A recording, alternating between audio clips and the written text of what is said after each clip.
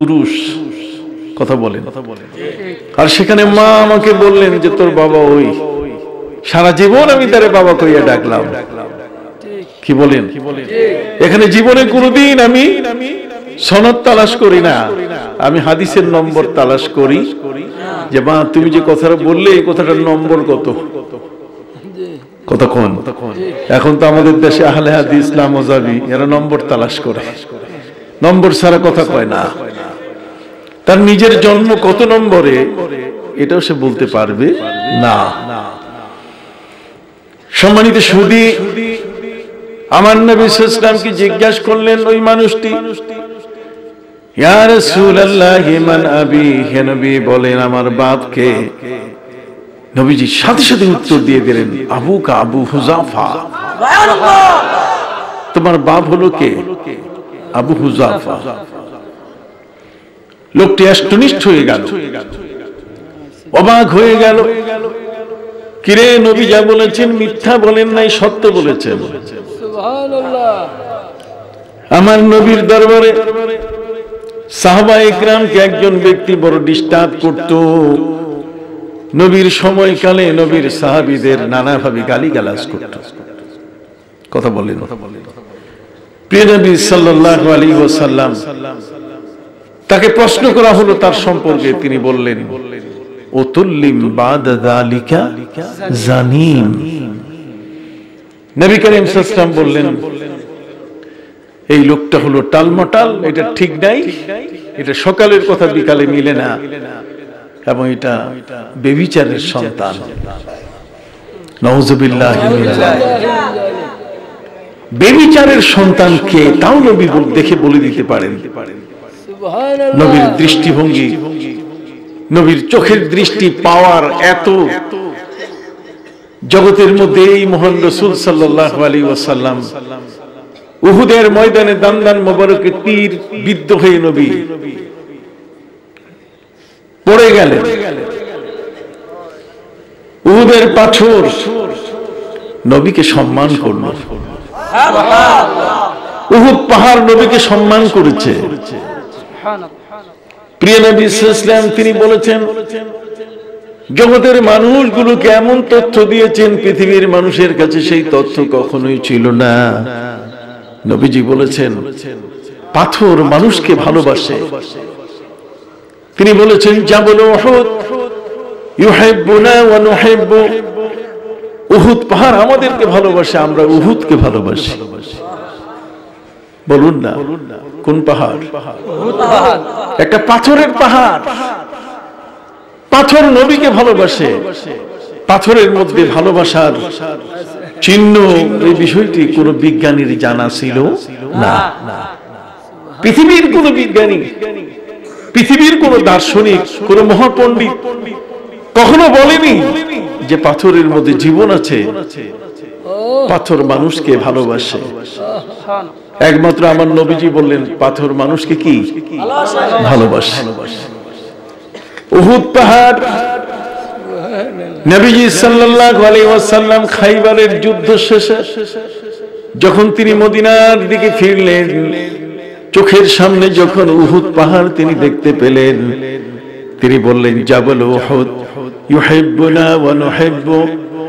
সহিহ বুখারীর হাদিস, নবীজি বলেন উহুদ পাহাড় আমাদেরকে ভালোবাসে, আমরা উহুদকে ভালোবাসি। সুবহানাল্লাহ বলেন। এই হাদিসটাকে কেন্দ্র করে কানাডার 69 জন বিজ্ঞানী কালেমা পড়ে মুসলমান হয়েছে।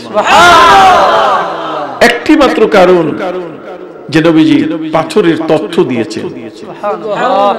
পাথর নবীকে ভালোবাসে। আমরা নবীকে ভালোবাসতে গিয়ে কত চড়াই উতরাই, নবীকে ভালোবাসতে গিয়ে কত বাজে কথা বলি, অথচ নবী হলেন এত বড় মাপের, এত বড় সম্মানের। সেই নবীকে পাহাড়ের পাথর শুধু নয়, হযরত আলী রাদিয়াল্লাহু তাআলা আনহু বলেন মা মারানা ফি সুকাকে মক্কা ইল্লা সাল্লামানা শাজারুন ওয়া হাজারুন ওয়া মুদারুন। হযরত আলী রাদিয়াল্লাহু তাআলা আনহু বলেন নবীজির সঙ্গী হয়ে, নবীজির সাথী হয়ে মক্কার এমন কোন অলিতে গলিতে হাঁটি নাই যে অলিগলির পাথরগুলো, গাছগুলো, গাছের পাতাগুলো, ঘাসগুলো নবীকে সালাম দেয় নাই, নবীকে কি দিয়েছে? সালাম দিয়েছে। আমরা নবীকে চিনি না, আমরা নবীকে নিয়ে সমালোচনা করি যে নবী আল্লেটার, তিনি অক্ষর চিনেন না, আলিফ বা জিম চিনেন না, নবী লেখাপড়া জানেন না, আমরা বলি। কিন্তু আমার নবী হলেন মহা জ্ঞান ভান্ডারের মালিক, বিশাল বড় জ্ঞান ভান্ডার। তার জ্ঞান কত বেশি? নবীজি কারো কাছে লেখাপড়া করেন নাই, কোন বিশ্ববিদ্যালয়ে তিনি কোন শিক্ষকের সামনে বসেন নাই। জগতের মধ্যে জ্ঞান আহরণের জন্য নবীজি কখনো দেশ থেকে বিদেশ সফর করেন নাই। বরং নবী হলেন এমন এক মহান নবী, যে নবীকে আল্লাহ পাক রব্বুল আলামিন তিনি নিজেই দায়িত্ব নিয়েছেন, নবী আপনার জ্ঞানের শিক্ষক আমি আল্লাহ। পবিত্র কোরআন বলে দিয়েছে, ওয়া আল্লামাকা মা লাম তাকুন তা'লাম, আল্লামাল ইনসানা মা লাম ইয়ালাম। মানুষ যা জানে না তার অজানা বিষয়গুলো আল্লাহ জানাই দিয়েছেন। কিন্তু নবীর ব্যাপারে স্পেশাল আলাদা ভাবে আল্লাহ তাআলা আয়াত নাযিল করে বলছেন, ওয়া আল্লামাকা মা লাম তাকুন তা'লাম, অজানা যত বিষয় আছে সবকিছু আমি আপনাকে জানিয়ে দিয়েছি। সুবহানাল্লাহ। প্রিয় নবী সাল্লাল্লাহু আলাইহি ওয়াসাল্লাম বলেছেন, উতিতু ইলমাল আউয়ালিন ওয়াল আখিরিন, আগের এবং পরের, আমার পূর্বে পরে জগতের যত জ্ঞান ভান্ডার আছে সব আল্লাহ আমাকে দিয়েছেন। সুবহানাল্লাহ। অতএব আমাদের প্রিয় নবীজি বিশাল জ্ঞান ভান্ডারের মালিক। আমার নবী কি একটা বিশ্ববিদ্যালয়? কথা বলেন। আমার নবী কি শুধু কৃষি বিশ্ববিদ্যালয়ের একজন ভাইস চ্যান্সেলর? না না না, নবীজি প্রযুক্তি বিজ্ঞান ইউনিভার্সিটির তিনি ভাইস চ্যান্সেলর তা না। নবীজি হচ্ছেন বিশ্ব জগতের যত মহাবিশ্ববিদ্যালয় আছে সবগুলোর জ্ঞান ভান্ডারের মালিক তিনি। সুবহানাল্লাহ। আল্লাহ পাক রব্বুল আলামিন তাকে সেই জ্ঞান ভান্ডার দান করেছেন। তার এই জ্ঞান ভান্ডারের তুলনাটা যদি এইভাবে দেওয়া যায়, তাহলে আজকের আলোচনার সূচনাটা সহজ হবে। আর সেটা হলো, আপনার বঙ্গোপসাগরের নাম শুনেছেন কিনা? আপনি একটু কথা বলেন, এতক্ষণ তো ওয়াজ শুনছেন, আমি একটু কথা বলে যাই। সম্মানিত সুধী, বঙ্গোপসাগর বিশাল সাগর, এছাড়া আরো মহাসাগর আছে। আমি আটলান্টিক দেখেছি, আমেরিকা গিয়েছি। আটলান্টিকের উপর দিয়ে আমেরিকায় যেতে হয়, যে আটলান্টিক পাড়ি দিতে প্রায় 7.5 ঘন্টা সময় লাগে আকাশের প্লেনে। আমি প্যান প্যাসিফিক, আমি অস্ট্রেলিয়ার বিশাল সমুদ্র দেখেছি। আমি স্কটল্যান্ড, যেখানে নর্থ সি, আমি দেখেছি বিশাল এক মহাসাগর। এরপরে বরেন্দ্র সাগর দেখেছি, লোহিত সাগর দেখেছি। সবই আল্লাহ আমাকে দেখিয়েছেন। আমি বঙ্গোপসাগরের কথাটা এই কারণে আপনাদের সামনে বললাম যে আমরা সবসময় সাগরের নাম শুনি, আপনারা সহজে বুঝবেন। বলেন তো, কোন জেলে কি এমন আছেন যিনি মাছ ধরার জন্য এমন একটা জাল ফেলবেন যে জালটা পুরা বঙ্গোপসাগর পুরা একেবারে ছেয়ে যাবে, একটা জালে ঢেকে যাবে পুরা বঙ্গোপসাগর? এমন জাল কি কোন জেলের কাছে আছে? অথচ এই বঙ্গোপসাগরে মাছ ধরার জন্য হাজার হাজার জেলে ট্রলার নিয়ে তারা সেই নৌযানগুলো নিয়ে সাগরের ভিতরে প্রবেশ করে। প্রত্যেকেই সেখানে জাল ফেলে, প্রত্যেকের জালে কিছু না কিছু ধরা পড়ে। কেউ পাঙ্গাস পায়, কথা বলেন, কেউ রিটা মাছ পায়, কেউ এখানে ইলিশ পায়, কত রকম। আমার প্রিয় নবী সাল্লাল্লাহু আলাইহি ওয়াসাল্লামের জ্ঞান ভান্ডার ঠিক এমন, যেই জ্ঞান ভান্ডার মহাসাগরের মধ্যে ইমাম আবু হানিফা জাল ফেলেছেন। ইমাম আবু হানিফা জাল ফেলে সেখানে তিনি যে জ্ঞান আহরণ করেছেন, তার এই জালের মধ্যে বিশ্বনবীর মহানবী সাল্লাল্লাহু আলাইহি ওয়াসাল্লামের যে মহাসাগরের জ্ঞান ভান্ডার থেকে যা ধরা পড়েছে, এগুলো দিয়ে আমরা উপকৃত হয়েছি। কি বলেন, ঠিক না? ঠিক এমনি করে ইমাম শাফি রাহমাতুল্লাহি আলাইহি জাল ফেলেছেন। নবীর জ্ঞান মহাসাগরে জাল ফেলে ইমাম শাফির জালে যা ধরা পড়েছে এটা দিয়ে তিনি তার পরিবার সন্তুষ্ট। কথা কোন? ইমাম মালিক, ইমাম আহমদ বিন হাম্বল সবাই যার যার, একজন জেলে নয়, হাজার হাজার জেলে নবীর জ্ঞানের মহাসাগরে কি জাল ফেলেছেন এবং প্রত্যেকেই সেখান থেকে তার জ্ঞান আহরণ করেছেন। পার্থক্য কোথায়? পার্থক্য হলো একটা শিশু মায়ের পেটের মধ্যে, একটি শিশু মায়ের পেটের মধ্যে, মা মারা গেলেন, মায়ের মৃত্যু হলো। হাসপাতালগুলোতে এমনও ঘটনা ঘটে, বাচ্চা পেটে থাকা অবস্থায় মা মারা যায়।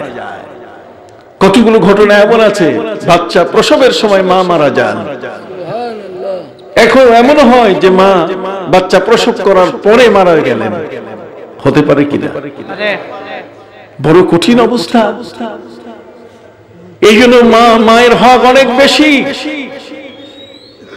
মায়ের পায়ের নিচে জান্নাত ঘোষণা করা হয়েছে। সুবহানাল্লাহ। জননীর পদতলে তোমার জান্নাত। কথা বুঝতে পারছেন? সেই মা, মায়ের পেটের মধ্যে বাচ্চা থাকা অবস্থায় যদি মা মারা যান, তাহলে সেই বাচ্চাটি তো মরেই গেল। মা মারা গেছে, এখন তো সে তো প্রসব হয় নাই, তাকে কেউ সিজার করে নাই, সে এখনো মায়ের পেটে। মায়ের পেটে এমন একটা শিশু, তার সম্পর্কে ইসলামের কি চিন্তাধারা, ইসলামের কি বিধান? যদি কোনো মা পেটে সন্তান রেখে মারা যান, তাহলে ইসলামের কোন বিধান আছে কিনা? ইমাম শাফি রহমতুল্লাহ আলাইহি, যিনি নবীর জ্ঞান ভান্ডারে জাল ফেলেছেন, তিনি সেখান থেকে ফর্মুলা বের করেছেন যে মা যখন সন্তান প্রসব করতে পারেন নাই, মায়ের গর্ভে যখন শিশু, এই অবস্থায় মা মারা গেছেন, তাহলে সেই শিশুটি মায়ের সাথেই কবরে চলে যাবে, এখানে আর কোনো বিকল্প ব্যবস্থা নাই। কিন্তু ইমাম আবু হানিফা রাহমাতুল্লাহ আলাইহির মাযহাব হলো, যদি কোনো শিশু মায়ের পেটে থাকা অবস্থায় মা মারা যান, শিশু প্রসব করতে পারেন নাই, শিশু তিনি জন্ম দিতে পারেন নাই, ওই শিশুটির সম্পর্কে তিনি তার দৃষ্টিভঙ্গি উপস্থাপন করেছেন। দৃষ্টিভঙ্গি দিয়েছেন এভাবে যে একটা কাপড় পানিতে ভিজে এটাকে চিপে পানি বের করে এই ভেজা কাপড়টা মায়ের পেটের মধ্যে, মৃত মায়ের পেটের উপরে রাখতে হবে। যদি কাপড়টা শুকায় যায়, তাহলে মনে করতে হয় পেটে বাচ্চা বেঁচে আছে। সুবহানাল্লাহ। আস্তে বলেন কেন? আমার জন্য কিছু রাখেন নাই? সম্মানিত সুধী, পৃথিবীর বিজ্ঞান কোরআনের কাছে শিশু,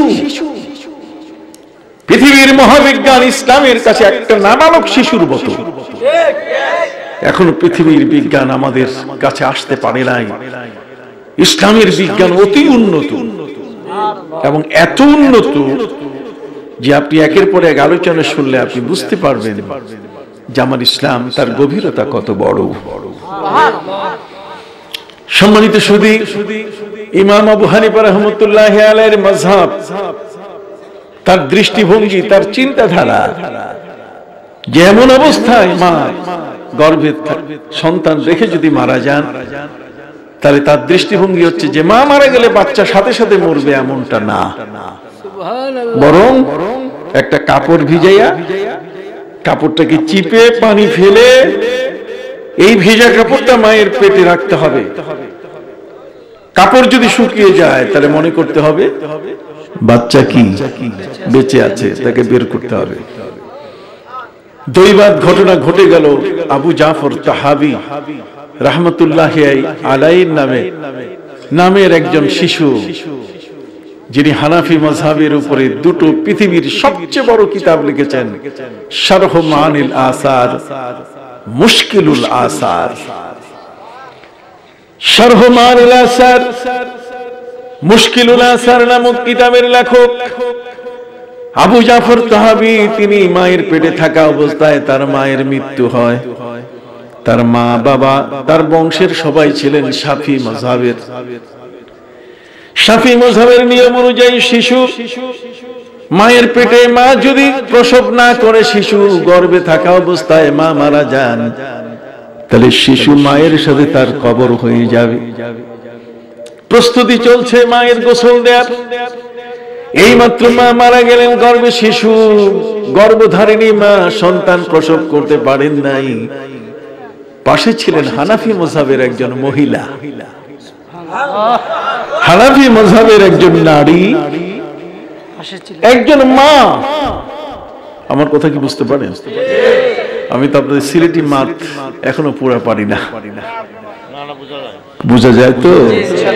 খালি আমাকে একজন শিখাই দিয়েছেন, ওইটা মুখস্থ রাখছি। সাভগল বক্কা বক্কা সিন্নি উন্নি খাইয়া যাবেন। কথা বুঝতে পারছেন? আছে কি সিন্নি উন্নি? জানি না। যা হোক, সম্মানিত সুধী ভাইরা আমার, একজন মহিলা, একজন নারী, হানাফি মাযহাবের একজন মহিলা। মাযহাব কেন প্রয়োজন? হানাফি আর শাফি বলেন, মালিকি হাম্বলি বলেন, আল্লামা সাহেব কিবলা রাহমাতুল্লাহি আলাইহির মতো মহান ব্যক্তি জীবনে মাযহাবকে সমর্থন করেছেন, তিনি হানাফি মাযহাবের ছিলেন। সারসিনার পীর সাহেব শাহ সুবীর ইসানুদ্দিন আবু জাফর মুহাম্মদ সালেহ রাহমাতুল্লাহি আলাইহি মাযহাবপন্থী ছিলেন, হানাফি ছিলেন। ভাইরা আমার, ফুরফুরা আবু বকর সিদ্দিকী ফুরফুরবি রাহমাতুল্লাহি আলাইহি হানাফি ছিলেন, মাযহাবপন্থী ছিলেন। বাবা শাহ জালাল ইয়ামানি, শাহ মাকদুম, শাহ আলী, শাহ কোরআন, শাহ আমানত, শাহ ফাতিহুল্লাহ, শাহ গরিবুল্লাহ, শাহ আলী বাগদাদি, শাহ শরফুদ্দিন চিশতি, বেহেশতি, খান জালালি, বাংলার জমিনে যত আউলিয়া উলিয়া, এরা সবাই ছিলেন হানাফি। কি ছিলেন? হানাফি। এবং সবাই ইমাম আবু হানিফা, ইমাম শাফি, ইমাম মালিক, ইমাম আহমদ বিন হাম্বল, এদের সম্পর্কে কোনো দ্বিরুক্তি, কোনো মতানৈক্য ছিল না। সবাইকে তারা সম্মান করছেন। কেন? তারা সবাই একটা জায়গা থেকে মাছ ধরছে, আর সেটি হলো নবীর জ্ঞান সমুদ্র থেকে। কন্যা সুবহানাল্লাহ। সবাই মিলে ইমাম শাফি অন্য আরেক নবীর জগৎ থেকে তিনি মাছ ধরেন নাই, জাল ফেলেন নাই। ইমাম আবু হানিফা তিনি অনুরূপ ভাবে আরেকজন নবীর জ্ঞান সমুদ্রে তিনি জাল ফেলেন নাই, বরং একটা জায়গায়, একটা পুকুরে, একটা সমুদ্রেই সবাই মিলে কি ফেলেছেন? জাল ফেলেছেন। আমি বুঝাতে পারছি কিনা? কথা কি বুঝতে পারছেন? সম্মানিত সুধী, সহজ ভাষা, এই কারণে আমরা মাযহাব মানি। জ্ঞানের ক্ষেত্রে যে পারস্পরিক জ্ঞানের মধ্যে তুলনা, একের জ্ঞানের সাথে আরেকজনের জ্ঞানের তুলনা করে আমরা সবচেয়ে ভালোটাকে গ্রহণ করবার চেষ্টা করি। কাজী ইমাম আবু হানিফা রাহমাতুল্লাহ আলাইহির মাযহাবের একজন নারী, একজন মহিলা, তিনি বললেন যে আমি ইমাম আবু হানিফার মাযহাব অনুযায়ী একটা কাপড় ভিজিয়ে মায়ের পেটের উপরে রাখতে চাই, যেখানে তার গর্ভে একটা শিশু আছে, মা মারা গেছে। সবাই বলেন ঠিক আছে, দেখো। মায়ের গর্ভের উপরে, পেটের উপরে কাপড়, ভেজা কাপড়, চিপিয়ে ফেলা সেই কাপড় রাখার কিছু পরে দেখা গেল কাপড় শুকিয়ে গেছে। পরে বললেন, খোদার কসম করে বলছি, ইমাম আবু হানিফা রাহমাতুল্লাহি আলাইহি তিনি বলেছেন, ওই বাচ্চার যদি জীবিত থাকা প্রমাণিত হয়, কাপড় যদি শুকিয়ে যায়, তাহলে পেট কেটে তাকে বের করতে হবে, দেখবেন জিন্দা বাচ্চা বের হবে। উনি বলেন, আপনি দেখেন বাচ্চা এখনো কিন্তু মায়ের পেটে কি আছে? জীবিত আছে, জিন্দা আছে। পেট কাটা হলো, জীবিত শিশু বের হয়ে আসলেন। তিনি হলেন হযরতে আবু জাফর তাহাবী রাহমাতুল্লাহি আলাইহি। আবু জাফর তাহাবী তিনি ইমাম আবু হানিফা রাহমাতুল্লাহি আলাইহির মাযহাব অনুযায়ী পৃথিবীর মধ্যে তিনি আসছেন। তাহলে কার জ্ঞান দিয়ে কে কিভাবে উপকৃত হয়? কথা বল। আমরা তো লাভবান হতে চাই, আমরা উপকৃত হতে চাই, আমরা কাউকে মাইনাস করতে চাই না। জ্ঞানের বড় বড় মহড়া হয়েছে, প্রতিযোগিতা হয়েছে। সেই প্রতিযোগিতার মধ্যে ইমাম আবু হানিফা রাহমাতুল্লাহি আলাইহি আমি আমার লামাজাবি ভাইদেরকে প্রশ্ন করে দিয়েছিলাম যে একজন বাবার দুইটা মেয়ে বা তিনটা মেয়ে বিয়ে হয়ে গেছে এক রাতে, কয় রাতে? এক রাতে বিয়ে হয়ে গেছে।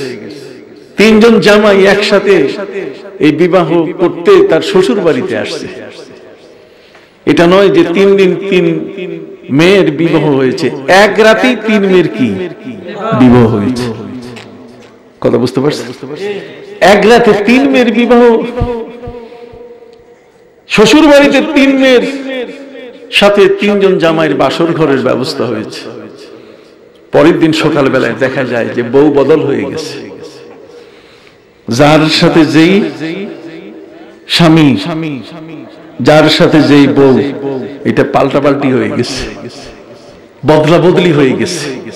বুঝলেন কিনা জানি না, কি হয়ে গেছে? বউ বদল হয়ে গেছে। এখন বউ বদল হয়ে গেছে, পরের দিন সকালে এখন তো মুশকিল, যে যার বিয়েতে নাই তার সাথে বাসর হয়েছে, এখন বিবাহ কি হবে? কথা কোন? এই বিবাহের ফয়সালা হবে কি? এটা আমি শেষে বলবো না এখন?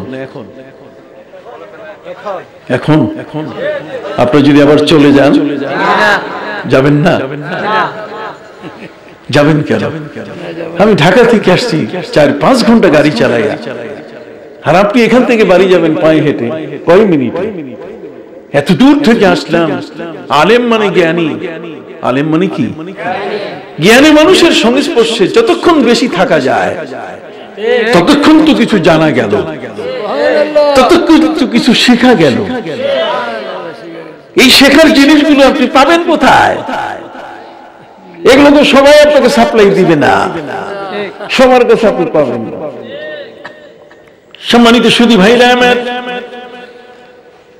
এই ধরনের বহু ঘটনা পৃথিবীতে ঘটেছে। হযরতে ইমাম আবু হানিফা রাহমাতুল্লাহ আলাইহি, ইমাম শাফি, তাদের প্রয়োজন কতটুকু?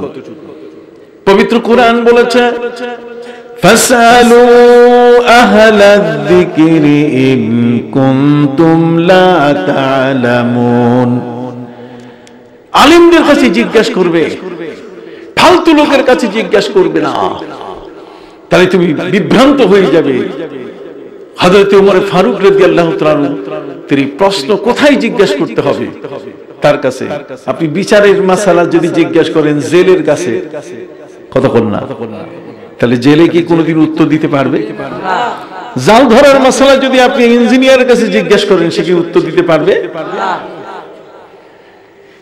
এই জন্যই হযরত ওমর ফারুক রাদিয়াল্লাহু তাআলা আনহু তিনি জাবিয়া নামক এলাকায় বক্তব্য দিয়ে বলছেন, শোনো, আমি ওমর 31 লক্ষ বর্গ মাইলের খলিফা, আমিরুল মুমিনিন, তার মানে অর্ধেক পৃথিবীর আমি খলিফা, মুসলিম জাহানের খলিফা আমি ওমর।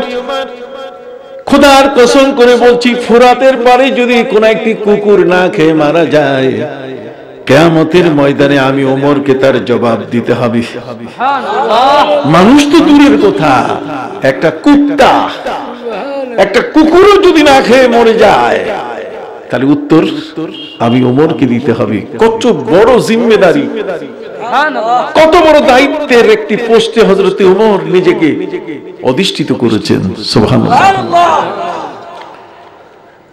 হযরত ওমর ফারুক রাদিয়াল্লাহু তাআলা তিনি জাবিয়া নামক এলাকায় বক্তব্য দিচ্ছেন। ওমর হলেন আমার নবীর পরে থার্ড ম্যান, নবী হলেন ফার্স্ট ম্যান, ফার্স্ট রাসূল, তারপরে সেকেন্ড ম্যান হযরত আবু বকর সিদ্দিক, আর থার্ড হলেন কে? ওমর। ওমর রাদিয়াল্লাহু তাআলা তিনি এমন ছিলেন যে ওমর আমার নবীর জীবনকে শেষ করার জন্য তিনি তরবারি নিয়ে হু হু করে নবীর বাড়ির দিকে আসতেছিলেন। হযরত ওমর ছিলেন উটের রাখাল, উনি উট চড়াতেন। আমাদের দেশে যেমন গরু চড়ায়, আছে না? সিলেটের মধ্যে একটা নিয়ম আছে, একজন লোকের কাছে সবাই গরু দিয়ে রাখে, সারা বছর গরু দেখে, গরু পালে, কি বলেন, এরপরে হিসাব নিকাশ যা হয় বছরে একটা হিসাব দেওয়া হয়। হযরত ওমর রাদিয়াল্লাহু তাআলা ছিলেন তিনি উটের রাখাল, তিনি উট চড়াতেন। হযরত ওমর কোন লেখাপড়া জানতেন না, এখানে ঠিক আছে, উমরের কোন আক্ষরিক জ্ঞান ছিল না, এই জন্য আরবরা বেছে নিয়েছে যে এমন একজন লোক দরকার আমাদের যে শিক্ষিত নয়, শিক্ষিত লোক হলে মুহাম্মদ সাল্লাল্লাহু আলাইহি ওয়াসাল্লামের কাছে গেলে এই লোকটা পরাজিত হয়ে আসবে, যেহেতু মুহাম্মদ রাসূলুল্লাহ সাল্লাল্লাহু আলাইহি ওয়াসাল্লাম এত বড় মহান শিক্ষিত, তার সামনে যখন শিক্ষিত ব্যক্তি যাবে তখন সে বলবে যে না, তার উপরে আমার কোনো আক্রমণ করার অধিকার নাই। কিন্তু যেটা একেবারে জানে না কিছু, এমন লোক জোগাড় করা দরকার। তারা হযরত উমরকে জোগাড় করলো, যে উমর লেখাপড়া জানে না। কতক্ষণ হযরত উমর তিনি উটের রাখাল, কাজে পশুর সাথে ওনার উঠা বসা, উনি এই কাজটা পারবে। হযরত উমর রাদিয়াল্লাহু তাআলাকে দায়িত্ব দিলেন, উমর তুমি কি জানো আমাদের ধর্ম একটা লোক পরিবর্তন করে দিচ্ছে, আমাদের ধর্ম এখন থাকতেছে না, ধর্মটা উলটপালট করে দিচ্ছে। কয় কে? কয় মুহাম্মদ সাল্লাল্লাহু আলাইহি ওয়াসাল্লাম। হযরত উমর বলেন কি করতে হবে? কয় করার কিছু নাই, তরবারি দিলাম মাথাটা কাটো। কথা আমি যাইতেছি, কথা কোনো বিচার নাই। সেই যুগটা ছিল জাহিলিয়াতের যুগ, মূর্খতার যুগ। হযরত উমর রাদিয়াল্লাহু তাআলা তরবারি হাতে নিয়ে যখন শোঁ শোঁ করে নবীর বাড়ির দিকে যাচ্ছিলেন, ঠিক ওই মুহূর্তে কোন পথিক তাকে জিজ্ঞাসা করে বসলেন, উমর কই যাও তুমি? উমর বলছে নবীর মাথা কাটতে। লোকটি বলে দিল, উমর তুমি কি জানো যে কারণে তুমি মুহাম্মদ সাল্লাল্লাহু আলাইহি ওয়াসাল্লামের মাথা কাটতে যাচ্ছ, সেই মুহাম্মদের ইসলাম তোমার ঘরে ঢুকে পড়েছে, তুমি কি জানো? উমর থমকে দাঁড়ালেন। কই কে আমার বংশে এমন আছে যে মুহাম্মদ সাল্লাল্লাহু আলাইহি ওয়াসাল্লামের ইসলাম গ্রহণ করেছে? হযরত উমরকে জানানো হলো, উমর তোমার বোন ভগ্নিপতি, তোমার বোন ফাতেমা ভগ্নিপতি সাইদ তারা কালেমা পড়েছেন। সুবহানাল্লাহ। উমরের পট পরিবর্তন হলো, নবীর বাড়িতে যাওয়া এটা দূরের কথা, এখন বোন ভগ্নিপতির বাড়ির দিকে দৌড়ানো শুরু করলেন। বোন ভগ্নিপতি তখন কোরআন পড়ছিলেন, আপনারা জানেন ভগ্নিপতি কোরআন পড়ছেন, তাহা মা আনজালনা আলাইকাল কুরআন লিতাশকা। হযরত উমরের উপরেই তরবারি দিয়ে আঘাত করা শুরু করেছেন, রক্তে রক্তাক্ত হয়ে গেলেন ভগ্নিপতি সাইদ। এরপর যখন বোনের কাছে গিয়ে তিনি পবিত্র কোরআনের আয়াত শুনলেন, বোনের কণ্ঠ থেকে কোরআনের আয়াত বের হলো, وَنَزَّلْنَا عَلَيْكَ الْكِتَابَ تِبْيَانًا لِكُلِّ شَيْءٍ وَهُدًى وَرَحْمَةً وَبُشْرَى لِلْمُسْلِمِينَ। সুবহানাল্লাহ। হযরত উমরের হাত থেকে তরবারি মাটিতে পড়ে গেল। বোনকে জড়িয়ে ধরে বললেন, বোন রে তুমি কি পড়লে আরেকবার পড়ো। وَنَزَّلْنَا عَلَيْكَ الْكِتَابَ تِبْيَانًا لِكُلِّ شَيْءٍ।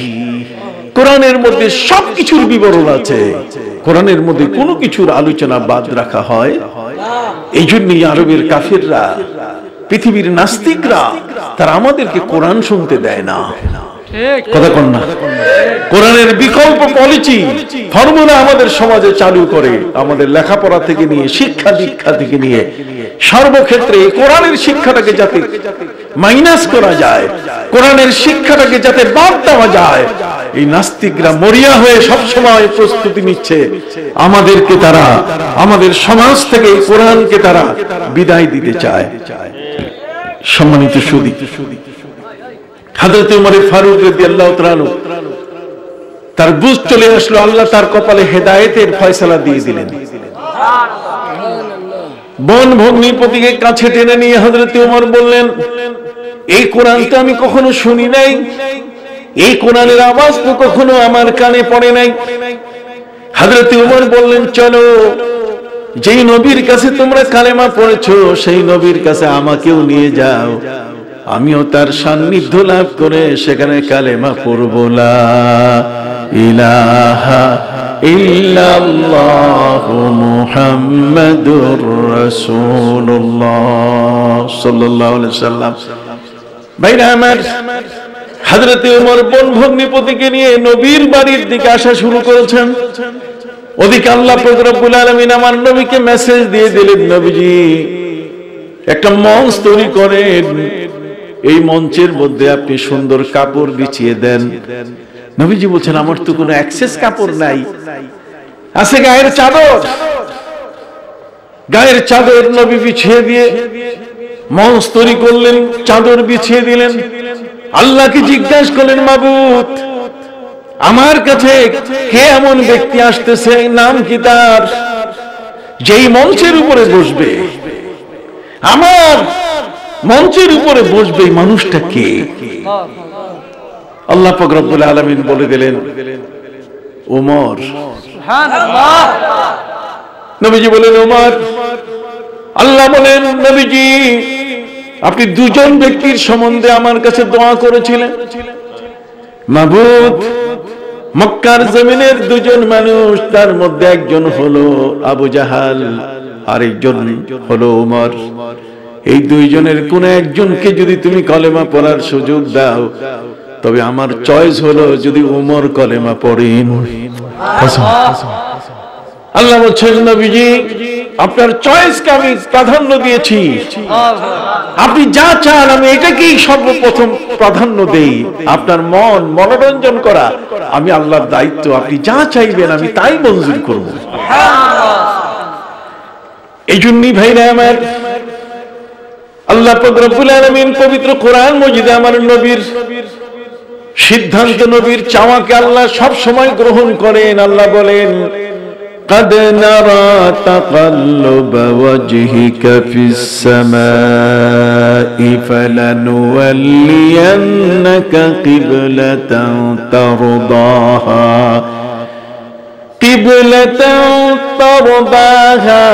فول وجهك شطر المسجد الحرام।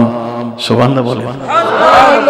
হে নবী 16-17 মাস আপনি মদিনায় উত্তর দিকে ইহুদিদের কিবলার দিকে ফিরে নামাজ পড়ছিলেন। প্রতিদিন আমাদের সময় নামাজ শেষ হলে পরে আপনি আকাশের দিকে মাথা উঁচু করে আপনি মাথা নিচু করেন, বডি ল্যাঙ্গুয়েজের মাধ্যমে আপনি আমার কাছে আবেদন করেন যে আল্লাহ আপনি আমাকে কাবা ঘর ফিরাই দেন।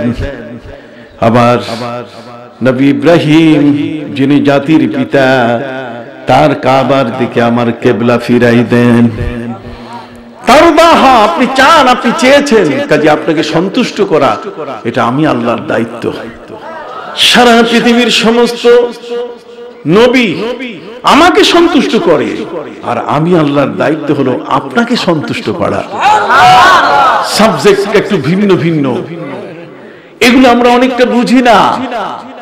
এই বুঝটা যতক্ষণ পর্যন্ত আসবে না, ততক্ষণ পর্যন্ত নবীর মহব্বত আপনার মধ্যে তৈরি হবে না।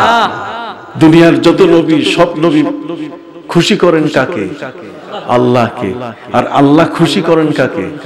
আমাদের নবীকে। কি ডিফারেন্স আছে কিনা জোরে বলেন। আপনি জ্ঞানী মানুষ ভাইরা আমার। জগতের মধ্যে হযরত উমর, তার সম্পর্কে নবী দোয়া করলেন যে মাবুদ আমার চয়েস হলো যদি উমর কালেমা পড়েন। আল্লাহ বলেন, আমি উমরের কালেমা কবুল করে নিয়েছি। উমর আসতেছে, আপনি মঞ্চ তৈরি করেন। নবীজি চাদর বিছালেন, জায়গা উঁচু করলেন। হযরত উমর বনভগ্নিপতিকে সাথে নিয়ে এসে নবীর দরবারে তরবারি হাতে দিয়ে নবীকে বলছেন, নবীজি সর্বপ্রথম আমাকে শায়েস্তা করুন। আমি অন্যায় করেছি এই দুটো মানুষের উপরে, আমার বনভগ্নিপতিকে আমি প্রহার করে রক্তে রক্তাক্ত করেছি। নবীজি আমাকে কালেমা পড়ান। নবীজি বলেন, মঞ্চ তৈরি হয়েছে, ওমর মঞ্চে বসেন। সুবহানাল্লাহ। যে মুসলমান তার সম্মান নবীর কাছে কত বড়। নবী তো মহান, তবে তার উম্মতকে তিনি সম্মান করতে ত্রুটি করেন নাই। ইয়েমেনের প্রিন্স যুবরাজ মুসলমান হয়েছে। কে? ইয়েমেন। ইয়েমেনের যুবরাজ প্রিন্স কালেমা পড়ে মুসলমান হয়েছে। তখন ইয়েমেনের গভর্নর ছিলেন হযরত মুআজ ইবনে জাবাল। হযরত মুআয ইবনে জাবাল রাদিয়াল্লাহু তাআলা যিনি করোনা রোগে মারা গেছেন, এই মহামারীতে তিনি শহীদ হয়েছেন। মহামারীতে তিনি কি হয়েছেন? শহীদ হয়েছেন। এই যে মহামারীর একটা গজব শেষের দিকে চলছে, গত পরশু একটা দিন গেল বাংলাদেশে যে দিনে একটা মানুষও করোনা রোগে মারা যায় নাই। এই একটা দিন গেল গত পরশু। আলহামদুলিল্লাহ বলেন, যাতে আর কোন ঢেউ না আসে, আর যেন আমরা আক্রান্ত না হই। বড় করে আল্লাহর দরবারে সবাই পড়ি আল্লাহুম্মা ইন্না নাউযু বিকা মিনাল বারাসি ওয়াল জুনুন ওয়াল জুযাম ওয়া মিন সাইয়্যিল আসকাম। আল্লাহর কাছে দোয়া করি যে আল্লাহ যেন এই মহামারী থেকে আমাদেরকে রক্ষা করেন, আমাদের জীবনগুলোকে যেন ভিক্ষা দান করেন। বড় কাছের মানুষ 19 মাসে আমরা হারিয়ে ফেলেছি। বিগত 19 মাসে অনেক আপনজনকে আমরা হারিয়ে ফেলেছি। আমরা কল্পনাও করি না এই মানুষগুলো দুনিয়া থেকে সহজে যাবে। কথা বুঝতে পারছেন? কিন্তু অল্প সময়ে মানুষগুলো আমাদের থেকে বিদায় নিল। যা হোক, হযরত উমরের ইসলাম আল্লাহ কবুল করেছেন। সেই উমর তো আপনিও, সেই উমর তো আপনারাও। নবীজি কত চেষ্টা করেছিলেন চাচা আবু তালেবের জামানে কালেমা চালু করতে, কিন্তু হয় না। আল্লাহ চালু করতে দেন, আর আমার জামানে কালেমা চালু হয়েছে। আজকে আমি নবীর প্রেমের মাহফিলে উপস্থিত হয়েছি। সাতপাড়িয়া কিশোর শান্তি সংঘ এবং যুব সংঘের উদ্যোগে আজকের এই মাহফিল। যুবকরা, তোমরা জানো না তোমাদের মর্যাদা আল্লাহর কাছে কত বড়? তোমরা জানো না নবীজির কাছে তোমাদের শান কত বড়? নবীজির ওয়াজ মাহফিলে কোন যুবক যদি এসে বসতে না পায়, বসার জায়গা নাই, নবী করিম সাল্লাল্লাহু আলাইহি ওয়াসাল্লাম নিজের চাদর মোবারক তাকে দিয়ে দিতেন যে তুমি বিছাইয়া এর উপরে বসে আমার ওয়াজ শোনো। যুবকদেরকে তিনি অনুমতি দিয়েছেন তার চাদরের উপরে পা রেখে বসতে। নবীজির ওয়াজ মাহফিল শোনার জন্য এসেছিলেন হযরতে জারির বাজালি, নবীর সাহাবী হযরতে জারির বাজালি রাদিয়াল্লাহু তাআলা আনহু। তিনি এসেছিলেন। নবীজি দেখলেন যুবক দাঁড়িয়ে দাঁড়িয়ে নবীজির ওয়াজ শোনার জন্য উপস্থিত হয়েছে, দাঁড়িয়ে দাঁড়িয়ে ওয়াজ শুনছে। নবীজির গায়ে জড়ানো চাদর মোবারক খুলে তিনি তার দিকে ফিকে দিয়ে বললেন, রে যুবক, তুমি আমার চাদরটা বিছিয়ে এর উপরে বসো আর ওয়াজ শোনো। ফাখাদাহা ওয়া দাম্মাহা বিসাদরি। যুবক নবীজির গায়ের চাদরখানা ধরে নিজের বুকের সাথে জড়িয়ে নিল, আর ডাক দিয়ে বলল, নবীজি গো, এই পৃথিবীর মধ্যে এমন কোন ব্যক্তি কি আছে যে ব্যক্তি নবীর চাদরের উপরে বসে বসে পা রেখে বসে বসে ওয়াজ শুনতে পারে? পৃথিবীতে এমন কোন বেয়াদব কি আছে যে নবীজির চাদর বিছাইয়া তার উপরে পা রেখে সে ওয়াজ শুনবে? যুবক দাও, যদি আমাদের অফিসগুলোতে আর কেউ কারো থেকে ঘুষ নেয় তাহলে কাঁচা কলিজা বের করে চাবাবো, কাঁচা কলিজা বের করব। তার মানে এমন একটা হুমকি, এটা তো কখনো করবে না কোনো মুসলমান। কি বলেন ঠিক কিনা? যদি একটা হুমকি দিয়ে দেয় তাহলে দেশের ঘুষখোররা আর ঘুষ নেওয়ার সাহস পাবে, বিকজ ঘোষণা এসছে কার মুখ থেকে? যুবকের মুখ থেকে। কথা বল না। যাই হোক, হযরত ওমর ফারুক রাদিয়াল্লাহু তাআলা নবীর ঘরে, নবীজি বলেন, ওমর মঞ্চ আছে, মঞ্চের উপরে বসে কালেমা পড়ে। হযরত ওমর মঞ্চের উপর থেকে চাদর একই ভাবে নিজের বুকে জড়িয়ে নিল। হযরত ওমর বললেন, নবীজি, পৃথিবীতে এমন কি কোন বেয়াদব আছে যেই বেয়াদব আপনার চাদরের উপরে পা রেখে কালেমা পড়তে পারি? সেই উমর নবীর কাছে কালেমা পড়ার কারণে, আমার নবীর সংস্পর্শে আসার কারণে উমরের জীবন পাল্টে গেল, চেঞ্জ হয়ে গেল। হযরত ওমর রাদিয়াল্লাহু তাআলা এমন হয়ে গেলেন যে 23টি ব্যাপারে, কয়টি? আবার বলেন, 23টি ব্যাপারে আল্লাহ তাআলা নবীর উপরে কোরআনের আয়াত নাযিল করেন, আর এটা ক্রস হয়ে যায় হযরত উমরের সিনার মধ্যে। ওই নাযিল হয় কার কাছে? নবীর কাছে, কিন্তু ক্রস কানেকশন হয় হযরত উমরের কাছে। সুবহানাল্লাহ কইবেন না? কত বড় ব্যাপার! এটা সাধারণ বিষয় নয় যে নবীর সাথে জীবনের সম্পর্ক করলে পরে মানুষের জীবনের কি কানেকশন তৈরি হয়। হযরত ওমর রাদিয়াল্লাহু তাআলা তিনি এমন, আমরা আজকে পুলিশি তদন্তে অনেক সময় দেখা যায় যে লাশ কবর থেকে তোলা হয় কিনা, আপনার কথা বলেন, লাশ কবর থেকে তোলা হয়, এর ভিত্তি আপনার জানা আছে? এইটা আসলো কোথা থেকে? লাশ কবর থেকে তোলা যায় যে, ইতিহাসটা কোথায়? আপনি অবাক হয়ে যাবেন। এই জন্য পৌরাণিক আলোচনাগুলো আপনার শোনার চেষ্টা করবেন। হযরত ওমর নবীর সাথে তার জীবনের বন্ধন তৈরি করার কারণে 21 অথবা 23টি জায়গায় তার মুআফাকাত হয়েছে। তার মানে আল্লাহর পক্ষ থেকে কোরআনের আয়াত নাজিল হয়, নবীর কাছে নাজিল হয়, কিন্তু ক্রস খেয়ে যায় কার কাছে? ওমরের সিনার কাছে। সেই ওমরই তো 20 টাকার তারাবি চালু করছেন, তাই না?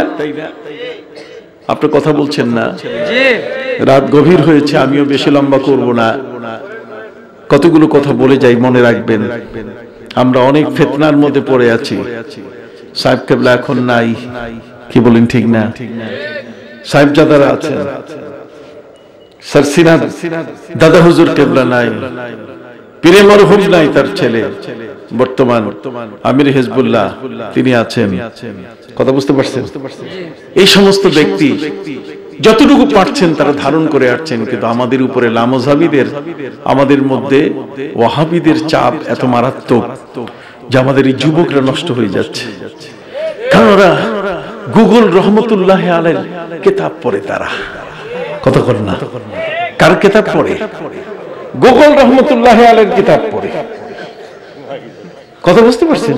এই যে ইউটিউব আর ফেসবুক, ইউটিউবার আর ফেসবুকার, আমি তোমাদের ভাইদেরকে খুব অনুরোধ করব, খবরদার, যেই বক্তব্যে নবীর অপমান আছে, যেই বক্তব্যে নবীর মানহানি হয়, যেই বক্তব্যে নবীর ইজ্জত নষ্ট হয়েছে, তোমরা এই বক্তব্যটা প্রচার করবে না, তোমরাও গুনাহগার হয়ে যাবে। কথা বল না, তোমরাও কি হবে? গুনাহগার হয়ে যাবে। কারণ একজন দুষ্ট ব্যক্তি তার কোন এক উদ্দেশ্যে নবী সাল্লাল্লাহু আলাইহি ওয়াসাল্লামের মানহানিকর কথা বলেছে, মা খাদিজাতুল কুবরা রাদিয়াল্লাহু তাআলাকে মানহানিকর কথা বলেছে। যে মা খাদিজা একজন মহিলা 3 বার তালাক খাইছে, ইনটেক ছিল না। একজন মহিলা, মাকে মহিলা বললে মা রাগ হয়, মা তো মাই, কত কন্যা। যেই বক্তব্যগুলোতে নবীর মান হানি হয়, নবীর সম্মান হানি হয়েছে, যেগুলোতে নবীর সম্মান নষ্ট হয়েছে, এগুলো তোমরা প্রচার করো না। তোমরা প্রচার করো আমাদের কথা, নবীর প্রেমের কথা, ভালোবাসার কথা। ওই ভালোবাসা দিয়েই তুমি ওয়াসকারণী হয়ে যাবে, ওই ভালোবাসা দিয়ে তুমি নবীর প্রেমিক হয়ে আল্লাহর জান্নাতে তুমি চলে যাবে। কথা বুঝতে গেছে? কিন্তু ওগুলো প্রচার করে পয়সা পাওয়া যাবে, কিন্তু আমল নষ্ট হয়ে যাবে, আখিরাত থাকবে না। সম্মানিত সুধী, আমি আপনাদের খেদমতের কারণে বিষয়গুলো বলছি একটি বিষয়কে বুঝাবার জন্য, আর সেটা হলো নবীজি তিনি উহুদের মধ্যে দান্দাল মোবারকে যখন তীর হানলো, তীরের আঘাত আসলো, নবীজি পড়ে গেলেন। এই পড়ে যাওয়া অবস্থায় উহুদ কিন্তু নবীর ক্ষেত্রে পাথরের যে শক্ত পাথর, এই উহুদ কিন্তু নবীর জন্য শক্ত পাথর হয়ে থাকতে পারে নাই, বরং নবীর প্রেমে এই উহুদ নবীর দেহ মোবারক নিজের গায়ে পেয়েছে, নিজের বুকে ধারণ করতে পেরেছে। এই জন্য উহুদ ওই মুহূর্তে ফোমের বালিশ, ফোমের বিছানার মতো হয়ে গেছে, যাতে নবীজির কোনো মতেই যেন কষ্ট না হয়। সুবহানাল্লাহ বলুন। কিন্তু যে লোকটা নবীর দান্দান মোবারকে তীর মেরেছে, তার ঘটনা কি? যে লোকটা নবীজির দান্দান মোবারকে তীর মেরেছে, আমি দীর্ঘ 35 বছর ধরে খুঁজে ফিরছি। আল্লাহ বলছেন, আমার নবীকে যদি কেউ কষ্ট দেয়, আমি তাকে দুনিয়ায় ছাড়ি, আখিরাতেও ছাড়ি না। তো দুনিয়ায় ছাড়ি না, দেখি দুনিয়াটা কি, আখিরাতে তো পরের ব্যাপার। খুঁজে ফিরে ফিরে আমি দেখলাম যে মদিনা মুনাওয়ারায় তার বংশধর বেঁচে আছে, যে লোকটা উহুদের ময়দানে নবীর দান্দান মোবারকে তীর মেরেছে, তার বংশ বেঁচে আছে, কিন্তু পুরা বংশে আল্লাহ দাঁত উঠা বন্ধ করে দিয়েছেন। এই পুরো বংশের মধ্যে কি নাই? একজনেরও দাঁত নাই। কেন? নবীর দান্দানে কি করেছে? আঘাত করেছে। আপনি সুবহানাল্লাহ কইবেন না? এই কতগুলো বাস্তব বিষয়। এ কারণে নবীজি উহুদের উপরে পড়ে গেলেন। সাহাবায়ে কেরাম সেখান থেকে মনে করলেন কাফেররা গুজব ছড়িয়ে দিয়েছে নবী নাই, নবী মৃত্যুবরণ করেছেন। সাহাবায়ে কেরাম বলছেন যাকে নিয়ে যুদ্ধ করব উনিই নাই। বাড়িতে যখন ফিরছিলেন, বাড়িতে যখন ঢুকবেন, তখন ওই ঘরের নারীরা, ওই ঘরের মায়েরা, ওই ঘরের বোনেরা, তারা সবাই ব্যারিকেড সৃষ্টি করেছে, না তোমাদেরকে ঘরে ঢুকতে দিব না, আমাদের নবীজি কোথায় দেখাও। ভাইরা আমার, পুরুষরা নবীজিকে যেমন ভালোবেসেছেন, নারীরাও, মা বোনরাও নবীকে তেমন কি ভালোবেসেছেন। সুবহানাল্লাহ বলেন। অসংখ্য গণিত প্রমাণ রয়েছে। আমি যে বিষয়টি বলতেছিলাম যে হযরত ওমর ফারুক রাদিয়াল্লাহু তাআলা আনহুর নবীর সাথে তার সখ্যতা ভালোবাসা ছিল এমন একটি পর্যায়ে যে হযরত ওমরের 23টি জায়গায় মুআফাকাত হয়েছে। তার মানে আয়াত নাযিল হচ্ছে নবীর সিনায়, কিন্তু সেটা ক্রস খেয়ে যাচ্ছে ওমর ফারুকের সিনায়। তার মধ্যে একটি সহজ আর একটা কঠিন বলবো। সহজটা হলো নবীজি সাল্লাল্লাহু আলাইহি ওয়াসাল্লাম কাবা ঘরের চতুর্দিকে 7 বার তওয়াফ করলেন। তওয়াফ শেষ হয়ে যাওয়ার পরে এবার যারা হাজী হজ করে এসেছেন, নিশ্চয় এখানে হাজী সাহেবরা বসা আছেন, সাফা মারওয়ার সাই করার আগে ওয়াজিবুত তাওয়াফ মাকামে ইব্রাহিমকে সামনে রেখে 2 রাকাত ওয়াজিব নামাজ পড়তে হয়, তাওয়াফের ওয়াজিব নামাজ। নবীজি কাবা ঘর 7 বার তওয়াফ করে তিনি সরাসরি সাফায় চলে যাচ্ছিলেন। তিনি তাওয়াফের নামাজটা পড়ছেন না। হযরত ওমর তিনি ব্যারিকেড সৃষ্টি করলেন, নবীজি আপনি সাফায় যাচ্ছেন কেন? আপনি 2 রাকাত নামাজ পড়েন। নবীজি বলছেন 2 রাকাত নামাজ, তুমি কি নবী না আমি নবী? পড়তে বলবে কে? 2 রাকাত নামাজ পড়ার ব্যাপারে কে তোমাকে বলবে? আমি নবী বলবো, তুমি তো বলতে পারো না, তোমার কাছে তো ওহী আসে না। ওমর বলছেন হুজুর আমি মাফ চাই, আমার যা বলার আমি বলে দিছি। নবীজি কদম মোবারক তুলে যখন আবার যাওয়া শুরু করেছেন, জিবরিল আমিন হাজির। সুবহানাল্লাহ। জিবরিল আমিন এসে বলছেন নবীজি এই জায়গায় 2 রাকাত নামাজ পড়েন। ওমর যা বলছেন একটা সেম। জিবরিল আমিন এসে বলছেন আপনি 2 রাকাত কি নামাজ পড়েন। প্রিয় নবী সাল্লাল্লাহু আলাইহি ওয়াসাল্লাম জিজ্ঞাসা করলেন, জিবরিল এখানে 2 রাকাত নামাজ পড়বো কেন? জিবরিল বলেন আল্লাহ হুকুম করেছেন ওয়াত্তাখিযু মিন মাকামি ইব্রাহিম মুসাল্লা। মাকামে ইব্রাহিমকে আপনি নামাজের জায়গা বানান। তার মানে 7 বার তওয়াফ শেষ করার পরে সরাসরি সাইতে যাওয়া যাবে না, সাফা মারওয়া পাহাড়ে যাওয়া যাবে না, এখানে 2 রাকাত নামাজ পড়তে হবে। ওমর যা বলছেন জিবরিল আমিনও তাই বললেন।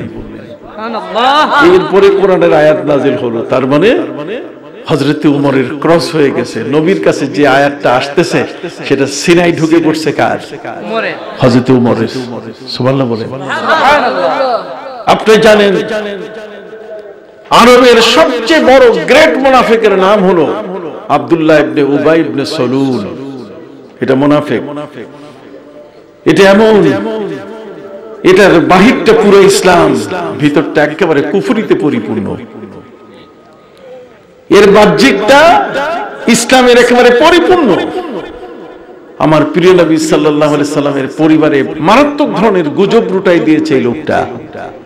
নবীজি যখন যুদ্ধ থেকে ফিরছিলেন, ফেরার পথে ফজরের নামাজের ওয়াক্ত হয়ে গেছিল।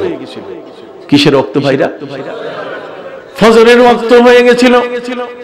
নবীজি বলেন এখানে পানি নাই, চলো আমরা পানির জন্য মদিনায় গিয়ে ফজর নামাজটা আদায় করে নেব। কিন্তু এমন একটি ঘটনা ঘটে গেল, নবীজি সাহাবায়ে ইকরামকে বললেন তাঁবুগুলো গুটিয়ে দাও, সবাই মিলে চলো। কিন্তু ওই সময় হযরতে মা আয়েশা রাদিয়াল্লাহু তাআলা তিনি বাইরে থাকার কারণে প্রকৃতির ডাকে বাইরে গিয়েছিলেন প্রয়োজন সারার জন্য। তিনি ফিরে এসে দেখেন নবীজি নাই, তাঁবু নাই, কিছুই নাই। পর্দার আয়াত নাযিল হয়েছিল। তিনি নিজের গায়ে চাদর মুড়ি দিয়ে বালুর উপরে শুয়ে পড়লেন। কোথাও কোনো মানুষ নাই, কেউ নাই, মরুভূমি। ওদিকে নবীজি মদিনা মুনাওয়ারায় পৌঁছলেন। ফজরের নামাজের ওয়াক্তের ওই মুহূর্তে তিনি বললেন, আমার আয়েশা কই? আয়েশা আমার সাথে আসার কথা, কিন্তু হযরতে মা আয়েশা তিনি আসতে পারেন নাই। তার মানে ওনার উনি ফিরতে ফিরতে যারা পালকি বহন করে তারা আগেই পালকি নিয়ে মদিনায় চলে আসছে। নবীজি তাদেরকে জিজ্ঞেস করলেন, কিরে পালকিওয়ালারা, আমার আয়েশা কই? তোমাদের পালকিতে তো আয়েশা থাকার কথা। এরা অবাক হয়ে বলছে, হুজুর দয়া করে মাফ করবেন, আমরা মনে করেছি আয়েশা ভিতরে। আমরা পালকি কাঁধের মধ্যে নিয়ে মদিনায় চলে এসেছি। পালকি মাটিতে নামাবার পরে দেখি মানুষ বাইর হয় না। নবীজি বলছেন, একটু চেক করবা না? সাহাবায়ে ইকরাম বলছেন, হুজুর চেক করব কি করে? আয়েশা এত পাতলি ছিলেন, এত হালকা ছিলেন যে হাওদার মধ্যে পালকির মধ্যে থাকলে যে ওজন মনে হয়, না থাকলেও কি একই ওজন মনে হয়। আমরা বুঝতে পারি না, হুজুর মাফ চাই। নবীজি কঠিন চিন্তায় পড়লেন। ফজরের নামাজ তিনি আদায় করে এখন তবে একটি ভরসা তার আছে যে তিনি যুদ্ধের শেষে একজনকে তিনি রেখে আসেন যে তুমি আমাদের আসার পথে কোনো কিছু আমরা ছেড়ে আসলাম কিনা এটা তুমি দেখে দেখে আসবে।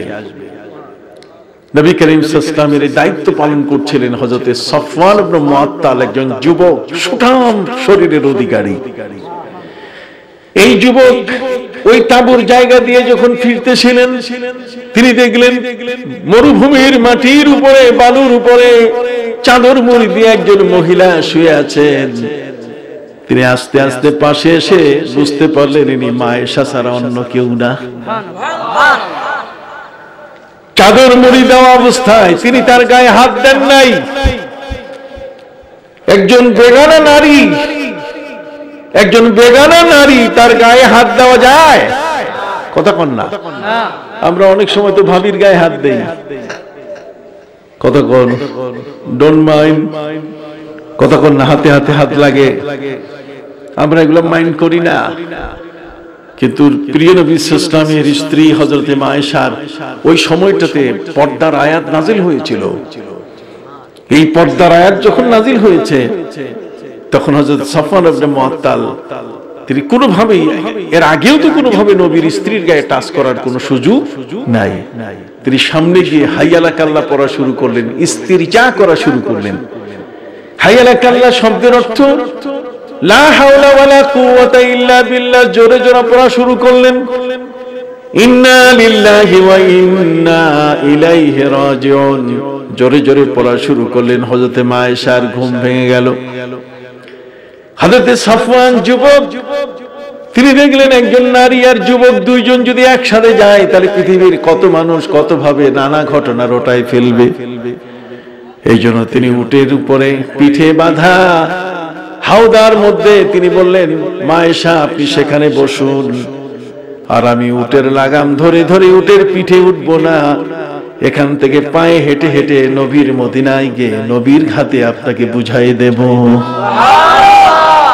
কত বড় আমানতদারি! নিজে উটের উপরে উঠেন নাই, পায়ে হেঁটে মরুভূমির সেই জায়গাটি থেকে, তাঁবু টাঙ্গার জায়গাটি থেকে মদিনা মুনাওয়ারা পর্যন্ত তিনি উটের নাকের রশি ধরে ধরে টেনে টেনে নিয়ে আসতেছিলেন। মা আয়েশা উটের পিঠের উপরে হাওদায় বসা। সকালবেলা এই মুনাফিকটা আব্দুল্লাহ ইবনে উবাই ইবনে সলুল এই সকালে দাঁত মাজতে মাজতে বের হয়ে দেখে যে রাস্তা দিয়ে যায় একজন যুবক, তার সাথে মা আয়েশা। কথা বুঝতে পারছেন? রটাই দিল যে আয়েশার চরিত্র নষ্ট। আয়েশা একজন বেবিচারিণী, একজন যুবকের সাথে তাকে পাওয়া গেছে। যা আছে ভাষা পুরা গুজব এমন ভাবে রটাই দিল। গুজব হচ্ছে এমন একটা জিনিস যে যেটার বাস্তবতা নাই, কথা কর না। যেমন ৩৫০০ শিশু লাগবে পদ্মা সেতু বানাইতে, আগামী ৩০শে জুন ছেড়ে দিবে, কথা কর না, খুলে দিবে বিশাল পদ্মা সেতু, প্রায় ৯ কিলোমিটারের মতো, কথা বুঝতে পারছেন? ৩৫০০ শিশু লাগবে। এই গুজবের মধ্যে দুই ধরনের মানুষ শিকার হয়। একটা হচ্ছে চরম মূর্খ মানুষ, যারা আদৌ লেখাপড়া জানে না, তারা এই গুজবটাকে বিশ্বাস করে। আর একটা হলো অর্ধশিক্ষিত মানুষ বিশ্বাস করে। তবে শিক্ষিত মানুষ কোনোদিন গুজবকে বিশ্বাস করে না। কেন? শিক্ষিত মানুষের হিসাব হলো, যদি পদ্মা সেতু বানাইতে ৩৫০০ শিশুর মাথা লাগে, তাহলে যমুনা সেতু বানাইতেও তো লাগতো, কিন্তু যমুনা সেতু বানাতে তো একটা মাথাও লাগে, তো কাজে এটা গুজব, কথা বুঝতে পারছেন? গুজব ঠিক এরকমই কতগুলো জিনিস। আমার অনেক বক্তৃতা আছে গুজবের উপরে। সম্মানিত সুধী ভাইরা আমার, হযরতে মা আয়েশার চরিত্র নিয়ে ছিনিমিনি খেলা হলো। ভালো জিনিস ছড়ায় কম, আর মন্দ জিনিস বিদ্যুৎ গতিতে চতুর্দিকে ছড়িয়ে পড়ে। হযরতে মা আয়েশার সম্পর্কে এই মুনাফিকের এই প্রোপাগান্ডা চতুর্দিকে ছড়িয়ে পড়লো যে মা আয়েশার চরিত্র নষ্ট। জোরে কর নাউজুবিল্লাহ। অবস্থা এমন হয়ে গেল যে নবীর দরবারে গিয়ে সাহাবায়ে কেরাম দফায় দফায় বৈঠক শুরু করলেন, কথা কর না, দফায় দফায় বৈঠক শুরু করলেন যে মা আয়েশাকে নিয়ে আর কান জ্বালা পড়া হয়ে যাচ্ছে। আরবের মানুষটা, মদিনার মানুষটা এখন অস্থির হয়ে গেছে যে আপনার স্ত্রী, তার চরিত্র নষ্ট। হযরত হাসান বিন সাবিত নবীর কবি ছিলেন, তিনি এসে বললেন আপনি আয়েশাকে তালাক দেন। একটু কথাগুলো শুনেন, আয়েশাকে কি তালাক দেন। গুজব রটাইছে একজন, আর বিপদ আসতেছে কত মারাত্মক, কথা বুঝতে পারছেন? হযরতে মা আয়েশা রাদিয়াল্লাহু তাআলা তার তালাকের প্রস্তাব চলে আসছে, অথচ মা আয়েশার বিয়ে কিভাবে হয়েছে আপনারা জানেন? মা আয়েশার বিবাহ, আমার প্রিয় নবী সাল্লাল্লাহু আলাইহি ওয়াসাল্লামের স্ত্রী হযরতে মা খাদিজাতুল কুবরা যখন ইন্তেকাল করেন, নবীজি 1 বছর স্ত্রীর শোক পালন করার জন্য তিনি আম্মুল হুজুন 1 বছর শোকের বছর তিনি ঘোষণা করেছিলেন। স্ত্রীর প্রতি নবীর মহব্বত এত বড় ছিল। চাচা খাজা আবু তালেব আর স্ত্রী খাদিজাতুল কুবরা 1 বছরে মারা যায়। এই জন্য নবী বলছেন যে আমি 1 বছর শোক পালন করব, সেটার নাম হলো আম্মুল হুজুন। মা খাদিজাতুল কুবরার পরে নবীর ঘরে স্ত্রী হিসেবে আসছেন হযরতে সাউদা। কি আসছিলেন? সাউদা। মা আয়েশা রাদিয়াল্লাহু তাআলাকে নবী করিম সাল্লাল্লাহু আলাইহি ওয়াসাল্লামের বিবাহের যে ব্যাপারটা, সেটা হলো এই যে নবীজি যখন হিজরত করেন, হিজরত মানে যখন মক্কা ত্যাগ করে মদিনায় যান, এই মক্কা ত্যাগ করে মদিনায় যাওয়ার আগ মুহূর্তে যারা মুসলমান হয়েছিলেন তাদের সংখ্যা হলো 752 জন। নবীর সাহাবীর সংখ্যা প্রায় 1,24,000। মক্কায় থাকা অবস্থায় হিজরতের আগে মুসলমানের সংখ্যা ছিল 752 জন। নবী হিজরত করবেন এই খবর শুনে এক দলকে নবী পাঠাই দিয়েছেন আবিসিনিয়ায়। সেখানে দেখতে দেখতে প্রায় 3 থেকে 350 সাহাবী জমা হয়ে গেছিলেন। প্রথম গেছিলেন 80 জন, তারপরে বাড়তে বাড়তে সংখ্যা 300-র উপরে নানাভাবে ছড়িয়ে গেছে। এর আগে কেউ আগে মদিনা চলে গেছেন। নবী যখন হিজরত করবেন মাত্র 45 জন মানুষ। কত? মাত্র 45 জন মানুষ, 45 জন মানুষ। এই 45 জন মানুষ নবীজির হিজরতের ওই মুহূর্তে প্রিয় নবী সাল্লাল্লাহু আলাইহি ওয়াসাল্লামের সাহাবায়ে কেরাম তাদের ঘরে মেয়ে বড় হয়েছে, মেয়ে কোথায় বিয়ে দিবেন? আবু বকর সিদ্দিক রাদিয়াল্লাহু তাআলার ঘরে মেয়ে বড় হয়েছে আয়েশা। তিনি প্রস্তাব করলেন উমরের কাছে যে উমর, আমার মেয়েটা তোমার কাছে দিব। উমর বলছেন না, আপনি আরো দেখেন, অন্য পাত্র দেখেন। তিনি উসমানের কাছে প্রস্তাব করেছেন, উসমানও হা না কিছু বলেন না। এই জন্য তিনি ক্ষোভে ফেটে গেছেন। রাতের বেলায় কে জানি স্বপ্ন যোগে হযরত আবু বকর সিদ্দিককে বলেছেন, আবু বকর, বিয়ে দেওয়ার প্রস্তাব অন্য কাউকে দেওয়া যাবে না, আয়েশার বিয়ে কারোর সাথে নয়, বরং নবীজির সাথে দেওয়ার প্রস্তাব করেন। সুবহানাল্লাহ। হযরত আবু বকর সিদ্দিক ঘুমিয়ে স্বপ্ন দেখছেন, আয়েশার প্রস্তাব এসে গেছে বিবাহের কথায়। নবীজির সাথে। ওদিকে জিবরিল আমিন আমার নবীর কাছে রাত্রে এসে গেছেন। আসার পরে বলছেন, নবীজি আজকে আমি আপনার কাছে ওহী নিয়ে আসি নাই, আমি আপনার শুভ বার্তা নিয়ে আসছি, আর সেটা হলো যে আল্লাহ আপনার বিবাহের আয়োজন করতেছেন। নবীজি বলছেন, বিবাহের আয়োজন মানে? কয় খাদিজা নাই? এই জায়গাটা পূরণ করার জন্য একজন এই ধরনের মেধাবী একজন স্ত্রী আল্লাহ আপনার জন্য বরাদ্দ দিয়েছেন। নবীর স্ত্রীদের মধ্যে সবাই মেধাবী, তার চেয়ে অতীব মেধাবী ছিলেন হযরতে আয়েশা। নবীজি বলছেন, আয়েশার কাছে ইসলামের 1/3 আমানত রেখেছেন আল্লাহ তাআলা। ইসলামটাকে যদি 3 ভাগ করা হয়, তাহলে 3 ভাগের 1 ভাগ আয়েশার কাছে আমানত। অতএব আয়েশাকে তুচ্ছ করে দেখার কোনো সুযোগ নাই। সেই মা আয়েশা রাদিয়াল্লাহু তাআলা নবীর স্ত্রী, যার প্রস্তাবক হলেন কে? আল্লাহ নিজে। আর রাহবার বিবাহের ঘটক হলেন হযরতে জিবরাইল। সুবহানাল্লাহ বলেন। সে আয়েশার বিবাহ নবীর সাথে হলো। এখন এই ঘরের মধ্যে মুনাফিকের এক চক্রান্তে মা আয়েশার উপরে প্রস্তাব চলে আসলো। নবীকে বলা হলো, আপনি তালাক দেন। ওই ঘটনা, তাকে একজন যুবকের সাথে পাওয়া গেছে। উটের পিঠে তিনি বসা ছিলেন, আর উটের নাকের রশি ধরে টেনে টেনে নিয়ে যাচ্ছিলেন একজন যুবক, সফওয়ান ইবনে মুআত্তাল রাদিয়াল্লাহু তাআলা আনহু। প্রোপাগান্ডা, গুজব ছড়িয়ে দিয়েছে। গুজবের কুফল হলো নবীর স্ত্রী কি এখন তালাকের পর্যায়ে। এই খবর ছড়িয়ে পড়লো চতুর্দিকে যে নবী তার স্ত্রীকে তালাক দেওয়ার প্রস্তুতি নিচ্ছেন। মানুষ প্রস্তাব করছে, তালাক দিয়ে দেন, আয়েশার বিষয়টাকে শেষ করে ফেলেন। ওই মুহূর্তে হযরতে উমর তিনি দৌড়ায় আসছেন নবীর কাছে। কারণ হযরতে উমর নবীর কাছে এসে কখনো জানলার সামনে, কখনো দরজার সামনে নবীজি ডাক দিয়েছেন, উমর আপনি এমন করছেন কেন? বলেন কি হয়েছে? হযরতে উমর বলেন, হুজুর শ্বশুররা বুঝে জামাইয়ের ঘরে যদি মেয়ে সংসার করতে না পারে, তাহলে সেখানে মেয়ের চেয়ে শ্বশুরের কষ্ট অনেক বেশি। আপনাকে হযরত আবু বকর সিদ্দিক তার মেয়ে দিয়েছেন ঘটক। জিবরাইল আমিন প্রস্তাব করছেন কে? আল্লাহ। এত বড় আয়োজন পৃথিবীর কোন বিবাহে হয় না।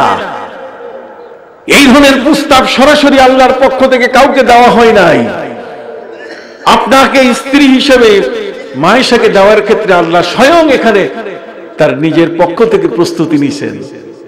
অতএব নবী, আপনি জানেন আমার মেয়ে হাফসা, আমার মেয়ে কি হাফসা, হাফসাকে তো আপনার কাছে বিয়ে দিছি, আমি আপনার শ্বশুর, আর আবু বকরও আপনার শ্বশুর।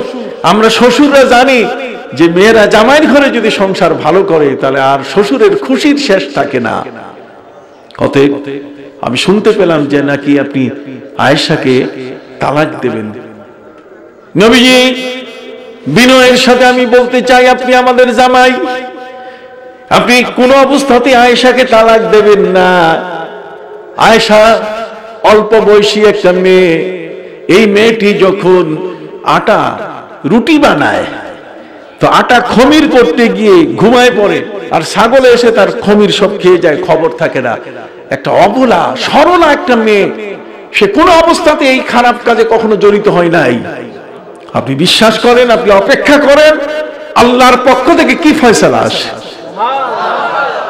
আপনি চিন্তা করতে পারেন যে আব্দুল্লাহ ইবনে উবাই ইবনে সলুল, এই মুনাফিকটা নবীর ক্ষতি করলো কত বড়, পরিবারটাকে তছনছ করে দিল, অশান্ত। আমার নবী সাল্লাল্লাহু আলাইহি ওয়াসাল্লাম তিনি বলেন, আয়েশা তুমি তোমার বাবার বাড়িতে যাও। কি করবেন? পরিস্থিতির শিকার। কথা কর না, আপনি কি কথাগুলো শুনতেছেন? পরিস্থিতির কি শিকার। ঘটনা তো কিছুই হয় নাই। ঘটনা তো নবীজি তিনি ফজরের নামাজ পড়ার জন্য মদিনায় এসে গেছেন। তাঁবু টাঙ্গিয়ে পালকি ওনাদের দায়িত্ব ছিল মা আয়েশাকে সাথে নিয়ে আসা। কি বলেন ঠিক না? কিন্তু ওরা কাঁধে বহন করে নিয়ে এসেছে পালকি, কিন্তু ওরা ওজনটা আন্দাজ করতে পারে নাই যে মা আয়েশা এর ভিতরে আছেন কি না। সুবহানাল্লাহ। আপনি তো আমার কথাগুলো বুঝতেছেন? খুব সুন্দর। আপনাদের খেদমতে আরজ করতে চাই, হযরতে মা আয়েশার উপরে যখন প্রস্তাব আসছে, হাসান বিন সাবিত রাসূলের সাহাবী, যে হুজুর এই মামলাটা শেষ করে ফেলেন, আয়েশাকে তালাক দেন, সবাই খুশি হয়ে যাবে। এই বিষয়ে আর কোনো সমালোচনা আসবে না। ঠেকালেন কে? ওমর। বলেন ঠেকালেন কে? ভালো কাজে এরকম কিছু কাজ করেন, লাভ কত আমি আপনাকে বলতেছি, আপনি লাভটা শুনলে লাফাই উঠবেন। লাভে মানুষ লাফায়। হযরত ওমর ফারুক রাদিয়াল্লাহু তাআলা যে নবীজিকে এই প্রস্তাব করলেন যে আপনি তাকে তালাক দেবেন না, এই প্রস্তাবের সুফল আপনি জানেন? এই প্রস্তাবের সুফল হলো হযরত ওমর রাদিয়াল্লাহু তাআলা যখন তিনি ইন্তেকাল করছেন, ইন্তেকালের আগে তিনি তার পরিবারের সবাইকে ডেকে নিয়ে বলছেন, নিজের ছেলে আব্দুল্লাহ ইবনে ওমরকে তিনি বলছেন, আব্দুল্লাহ আমি মারা যাব, আমি মরে গেলে পরে খবরদার তোমরা আমাকে কবর দিও না, আমাকে কবর দিও না, বরং আমার গোসল দিও, কাফন পরাইও, সুন্দর একটা জানাজা পড়িও। আমার কাফন এবং জানাজা সব শেষ হয়ে গেলে পরে তোমরা আমার লাশটাকে দাফন করবে না, বরং তোমরা মা আয়েশার কাছে গিয়ে বলবে আমি নবীজির জীবন ভরা গোলাম ছিলাম, আমি নবীজির গোলামি করেছি। মা আয়েশা যদি দয়া করে নবীর রওজার পাশে যদি আমাকে একটু থাকার জায়গা দেন, আমার কবরটা যদি নবীর রওজার পাশে হয়। সুবহানাল্লাহ বলেন না? হযরত মা আয়েশা রাদিয়াল্লাহু তাআলা নবীজির ইন্তেকালের পরে নবীকে দাফন করা হয়েছে মা আয়েশার ঘরে। কার ঘরে? মা আয়েশার ঘরে। যত নবী দুনিয়া থেকে বিদায় নিয়েছেন, যিনি যেখানে ইন্তেকাল করছেন তার কবর কিন্তু সেই জায়গায়। অতএব আমাদের নবীজির ইন্তেকালের পরে মা আয়েশা ওই ঘরেই ছিলেন। মা আয়েশা বলেন, মাতা রাসূলুল্লাহ সাল্লাল্লাহু আলাইহি সাল্লাম বাইনা নাহরি ওয়া সাহরি। একজন স্ত্রী কত চমৎকার দায়িত্ব পালন করে। মা আয়েশা বলেন, আমার জীবনের সবচেয়ে বড় গর্ব যে আমার নবীজি ইন্তেকাল করছেন আমার বুকের উপরে মাথা রাখা অবস্থায়। সুবহানাল্লাহ কর না? আমার মায়েরাও তো আজকে ওয়াজ শুনতেছে, কি বলেন ঠিক না? স্বামীর প্রতি এই ভালোবাসা হওয়া দরকার, তা না হলে ওই যে টেলিভিশন 24 ঘন্টা চলতে থাকে, চ্যানেল ঝগড়া ঝাঁটি এই সেই, কথা বুঝেন নাই? তাকে ওই যে জি বাংলা দেখতে দিবে কিনা, কথা কর না, জলসা দেখতে দিবে কিনা, এইগুলো নিয়ে স্বামী স্ত্রীর মধ্যে ঝগড়া। খবরদার! মায়েদের খেদমতে বলতে চাই, আইয়ুমা ইমরাতুন মাতাত ওয়া জাওজুহা আনহা রাদিন দাখালাতিল জান্নাহ। যদি কোন নারী, কোন স্ত্রী যখন মারা যাচ্ছে তার স্বামীটা যদি তার উপরে খুশি থাকে, তাহলে সাথে সাথে সে আল্লাহর জান্নাতে প্রবেশ করবে। সাথে সাথে প্রবেশ করতে করবে, আল্লাহর জান্নাতে প্রবেশ করবে। সম্মানিত সুধী ভাইরা আমার মায়েরা ওয়াজ শুনে না, নবীজির কাছে তারা আবেদন করেছিলেন যে নবীজি আমাদেরকেও ওয়াজ শোনান। আমরা নারীরা যদি ওয়াজ না শুনি তাহলে আমরা খেদমত করব কিভাবে? নবীজি তাদের জন্য প্রতি বৃহস্পতিবার ওয়াজ করতেন। সুবহানাল্লাহ বলেন?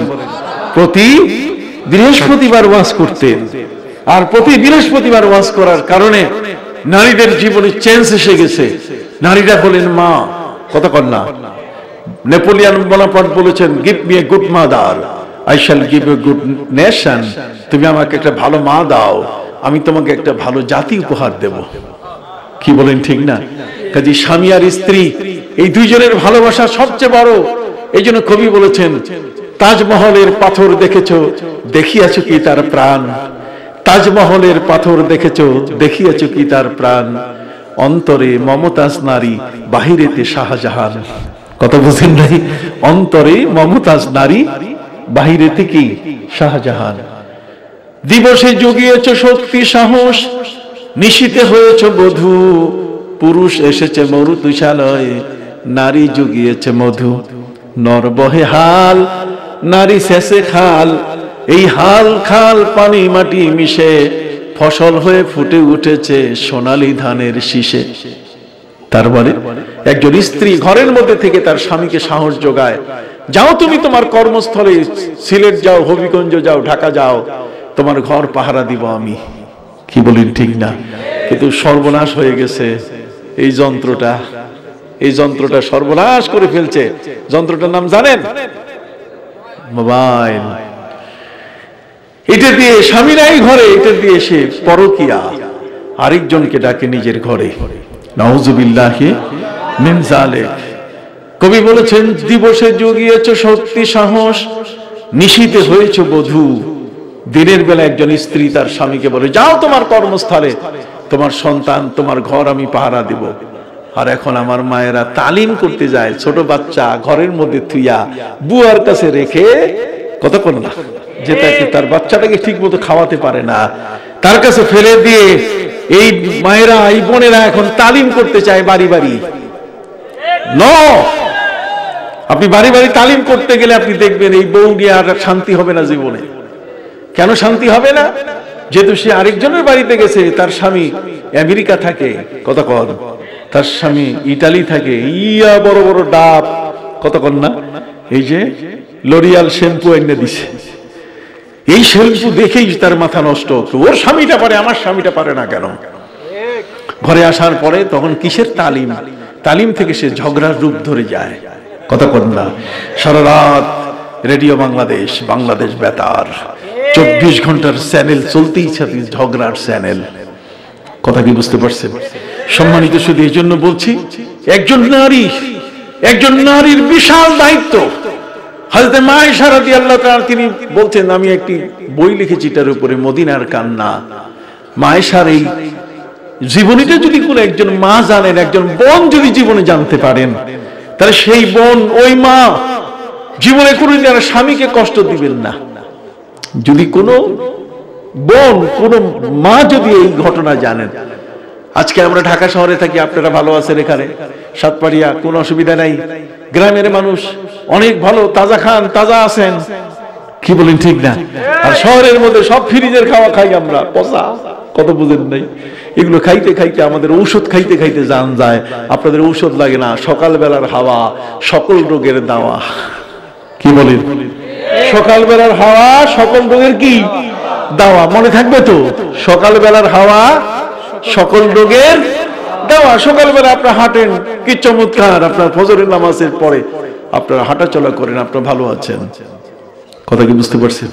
সম্মানিত সুধী, একজন নারী যদি তার স্বামীকে সম্মান দেয়, আল্লাহ তাআলা ওই ঘরের মধ্যে আল্লাহর জান্নাত পাঠায় দেন, ওই ঘরের মধ্যে পুরা জান্নাত সৃষ্টি হয়।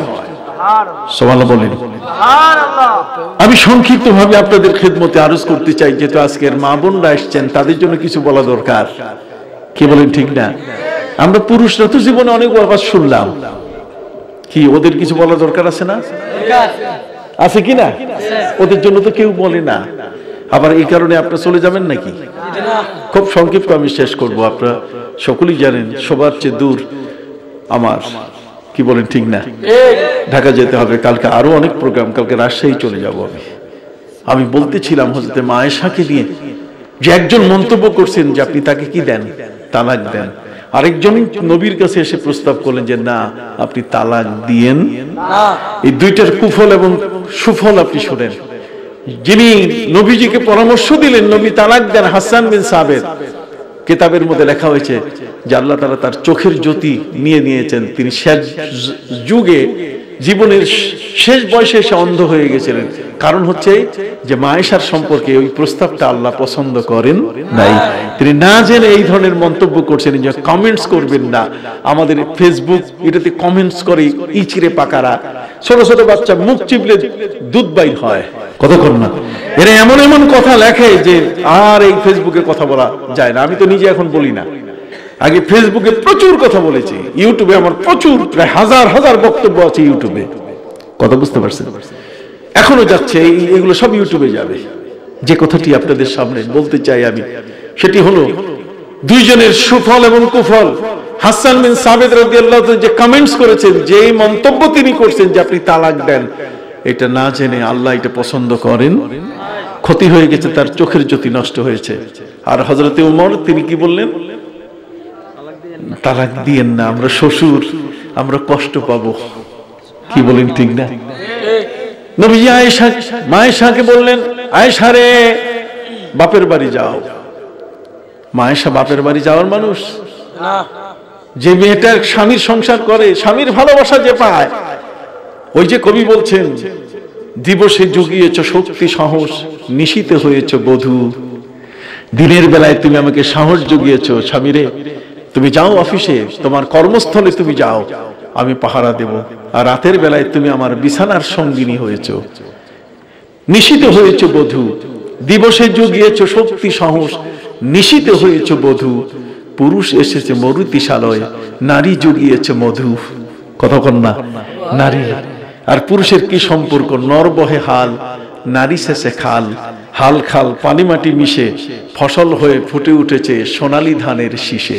এই যে ফসলটা, একটা সন্তান দুইজন স্বামী স্ত্রীর ভালোবাসার ফসল। কি বলেন ঠিক না? অতএব সেই মানুষটা যদি মানুষের মতো মানুষ করা না যায়, মা বাবা উভয়ে ব্যর্থ হয়ে গেলেন। কথা বুঝতে পারছেন? এই জন্য মায়ের দায়িত্বটা সবচেয়ে বড়।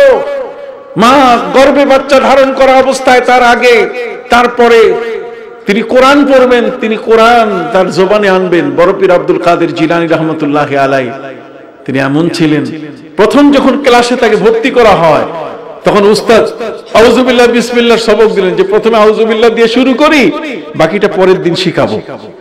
উনি ওই দিনেই 18 পারা কোরআন শোনাই দিলেন।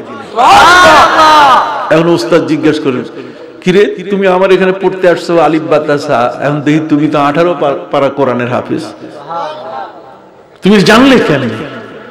তখন উনি বলেছিলেন যেটা মায়ের গর্ভে থাকা অবস্থায় আমি শুনেছি। আপনি বলবেন যে এটা কোনো কথা হলো? আমি যে কথা হলো না মানে 1971 সালে দেশ স্বাধীন হয়েছে, এটা কি কথা নয়? এটা বুখারী শরীফে আছে নাকি? এটা ইতিহাসে আছে। কথা বল না। একটা সন্তান মায়ের গর্ভে যখন থাকে তখন মায়ের সবগুলো পাইপলাইন তার সাথে লাগানো থাকে। কথা কর। এই জন্য মা গর্ভে থাকা অবস্থায় সন্তান নিয়ে কখনো যেন মিথ্যা না বলেন, তাহলে এর প্রভাব কিন্তু শিশুর উপরে পড়ে। মা সন্তান গর্ভে নিয়ে যেন কখনো ঝগড়াঝাটি না করেন, তার সন্তান বের হয়ে বলবে দাঁড়া আমি কালা জাহাঙ্গীর হইয়া আসতেছি। কতক্ষণ না বলবেন, নাহলে কুত্তা আসলাম হইয়া আসতেছি, নাহলে গলা কাটা আজিজ হইয়া আসতেছি, আর না হলে সুব্রত বাইন হয়ে আসতেছি। খালি আমার জন্ম দাও, তারপরে তোমাকে দেখাবো আমি। কথা বুঝেন নাই? এই জন্য কোন মায়ের কখনো উচিত নয় যে গর্ভে সন্তান রাখা অবস্থায় সে স্বামীর সাথে ঝগড়া করবে বা পাড়া প্রতিবেশীর সাথে ঝগড়া করবে। মায়ের জীবনটা স্পর্শকাতর, যেটা প্রভাব সৃষ্টি করে সন্তানের উপরে। কতক্ষণ না? যার প্রভাব পড়ে কার উপরে? সন্তানের উপরে। হযরত উমর রাদিয়াল্লাহু তাআলা আনহু মৃত্যুর আগ মুহূর্তে তিনি তার পরিবারকে ওসিয়ত করে গেলেন যে আমি মরে গেলে পরে তোমরা মা আয়েশার কাছে যাবে, নবীজির রওজার পাশে আবু বকর সিদ্দিকের কবর। কতক্ষণ? ওর পাশে আমার কবরটা যেন হয়, মা আয়েশার কাছে তুমি জায়গা চেয়ে দিবে। যদি উনি দেয় ভালো কথা, আর নাহলে জান্নাতুল বাকি তো সরকারি জায়গা আছে। কতক্ষণ না? ওই সরকারি কবরস্থান, সেখানে তো যাওয়াই যাবে, সেখানে তোমরা আমাকে দাফন করো, কোনো আপত্তি নাই। কিন্তু আমি মৃত্যুর পরে তোমাদের কাছে দাবিটা রেখে যাচ্ছি যে অন্তত পক্ষে তোমরা মা আয়েশার কাছে যাবে। হযরতে উমর ফারুক ইন্তেকাল করলেন। ইন্তেকাল করার পরে তার ছেলে আব্দুল্লাহ ইবনে উমর মা আয়েশার কাছে গিয়ে বলছে, মা আয়েশা আমার বাবা বলেছেন তিনি নবীজির গোলামি করছেন সারা জীবন ভর, তার বড় আশা নবীজির রওজার পাশে যেন তার কবরটা হয়, আবু বকর সিদ্দিকের পাশে। সুবহানাল্লাহ। হযরতে মা আয়েশা রাদিয়াল্লাহু তাআলা বললেন, শোনো আব্দুল্লাহ, আমি তো আমার স্বামী নবীজির ইন্তেকালের পরে আমি চেয়েছিলাম আমার কবর হবে নবীর পাশে, কিন্তু আমার বাবা যখন মারা গেলেন আবু বকর সিদ্দিক, তখন নবীর পাশে তার কবরের ইতিহাস তোমার জানা আছে। হযরত আবু বকর সিদ্দিক রাদিয়াল্লাহু তাআলা 63 বছর বয়সে তিনি দুনিয়া থেকে বিদায় নিয়েছেন। যেদিন তিনি ইন্তেকাল করবেন সেদিন